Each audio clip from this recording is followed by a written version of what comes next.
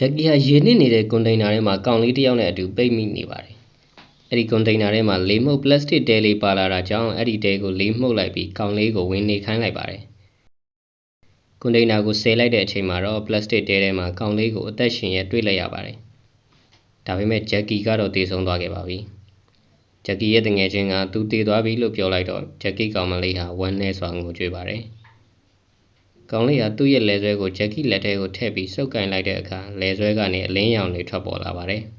။ကောင်လေးဟာပြုံးလိုက်ပြီးလယ်ဆွဲကိုဂျက်ကီပေါင်းပြီးအိတ်ကက်ထဲကိုထည့်ပေးလိုက်တယ်။ဂျက်ကီရဲ့အလောင်းကိုသူ့ကောင်မလေးနဲ့လှုပ်ဖော်ကိုင်ဘတ်တွေကနောက်ဆုံးနှုတ်ဆက်ပြီးဆေးရုံမှာထားခဲ့ပါတယ်။ဂျက်ကီတငယ်ချင်းကလောင်းကိုစောင်းနဲ့ဖုံးလိုက်ပြီးတယောက်တည်းဝမ်းနည်းစွာစကားတွေပြောနေချိန်မှာပဲဘေးမှာဂျက်ကီရောက်လာပါတယ်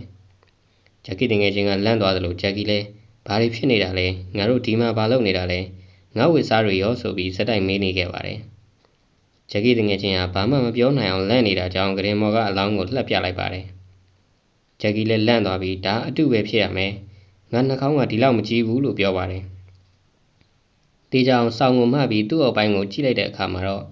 ဒါကတကယ်ကိုငါကိုယ်တိုင်ပဲလို့ပြောလိုက်ပါတယ်